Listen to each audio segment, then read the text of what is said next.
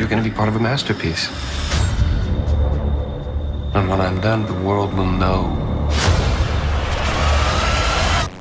the truth. Let me start with congrats on the first season and already having a green light for season 2.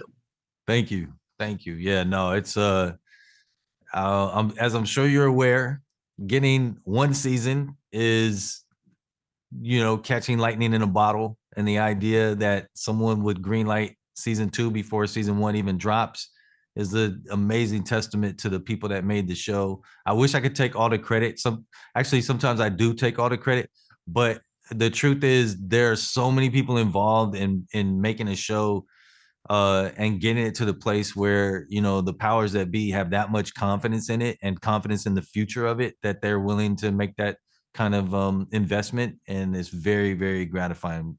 Yeah, the thing also is I watch a lot of shows that are streaming, and it's just unfortunate how long it takes between seasons, and having that green light means you're already working on it. Yeah. And I think for me, if you I put myself in the fans' shoes, me as a fan, I always struggle with the fact that there's such a gap between seasons. And as a matter of fact, I'm trying to do a whole campaign that ends binging, because if nothing else, that means there'll be more time in between the last episode and the first episode of the new season. But yeah, that makes a big difference. And I think, folks who take the time to invest in watching your show, you really want to do as much as you can to reward that. And one of the things you can do to reward that is not make them wait forever to see the next season. So I'm really happy that we'll have one in the can, and hopefully we get it to them while the first season is still somewhere fresh in their mind. So I'm going to ask you a few questions regarding season 2, because fuck it, I am. Where are you in the writing process? Season 2 is actually filmed. So yes, we have done, because, okay, I'm going to go ahead and give you a spoiler because fuck it. But we started The Room back in November. We started filming in April. We finished production in September, and we're actually in post-production on season 2. And each season is a book for me. They're all based on new mysteries. So season 1 is Hero Complex, and season 2 is called Bitter Fruit. I did not realize, I'm usually pretty astute at stuff that's going on. I did not realize you'd already shot season 2. I think one of the reasons that keeps catching people off guard, and we haven't told everyone that, but the folks who know, they're so surprised because it really is Bizarro World, right? I mean, that not only have we gotten greenlit for season 2, but we've actually finished production before they've even dropped season 1. It's just so uncommon that everybody's surprised by it. Yeah, the great thing about this, though, because I already now can realize it'll be like a year from now, pretty much, that season 2 drops, and then you'll already, if season 1 is a hit, they'll already give you season 3, so you can hit a pace of every year having a season. Yeah, and I hope, and I really, really hope, and I've been having these conversations with them, and there's so many other factors that come into play with these decisions, but I've been really, really trying to say, look, streaming is becoming the most prominent way people are consuming, content right now. And I would love to give them something reliable in terms of a schedule. How did you decide?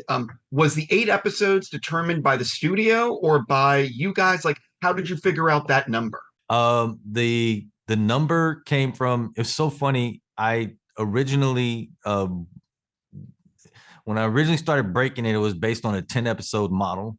And early on, I decided the show was 9 episodes. And if you can say there are a lot of advantages to streaming. One of them is this: if the story is something's happening naturally in the story, you can actually lean into that instead of say, oh well, you have to do 18 episodes or you have to do whatever the conscripted order number is.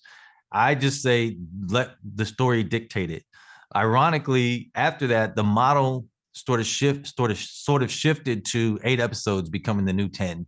And so they said they wanted to do 8 episodes. And it actually, for me, was no problem. I felt like I had the material I needed, and 8 episodes would give me the run that I needed to actually do the stories well. And it was tough because season 1 has what I consider to be 2 A stories on the mystery side.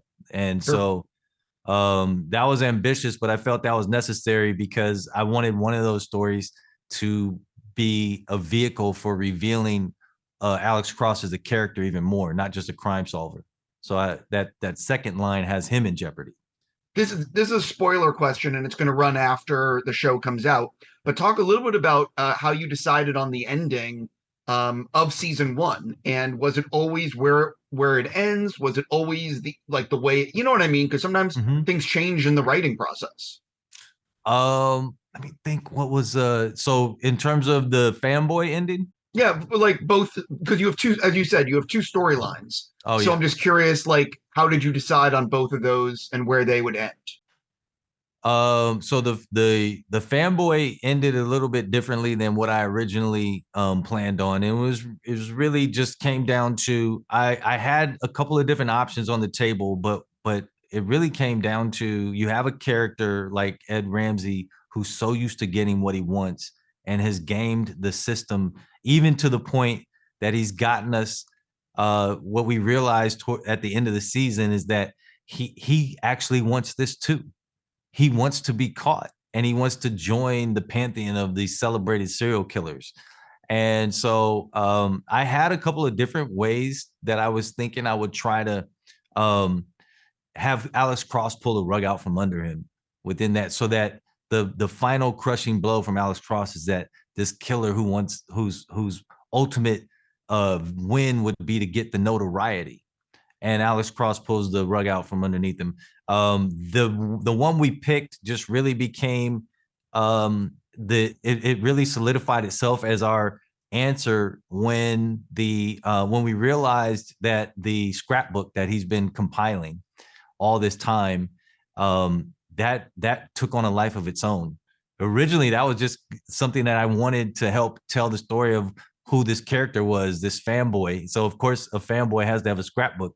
I didn't realize that was going to take on a life of its own. And hats off to the production designer. You ever do anything, you're making a show and you're like, oh, he has a scrapbook, and you just say that. And then the production designer is like, do you know there's a million questions that come with the scrapbook? Who's in it? How long has he had it? What kind of cover? What kind of design? So as all those questions started getting answered, that became a central piece of the season. And then it became very, clear to me that the way to take away, to kind of strike that crushing blow would be tied to what we do with that scrapbook. The second one was the second ending, which is the one where Cross is in jeopardy and his family's in jeopardy. I always knew that someone would blame Cross for something that had happened to their family. And in the end, they would try to force him into a Sophie's Choice. And I always knew that his personal journey as a character would put certain relationships at risk. But in the end, especially that friendship with Samson, they come back together and the family comes together, and we get to have that nice, redemptive, victorious, satisfying feeling of us coming back together, even when we have differences, because when all is said and done and the smoke clears, we love each other and we're going to bond together when we need to. And that is the only way that he's going to win. I'm just about out of time, but so who kept the scrapbook? Do you have it in your office? Yeah, no. So, no, we still have it up in Toronto right now. And there's, spoiler alert, we don't know if we've seen the end of Ramsey. Yeah, that's also true. I will listen. I got to stop. I'm just going to say congrats on everything. Thank you so much. Thanks for watching, and thank you for your time.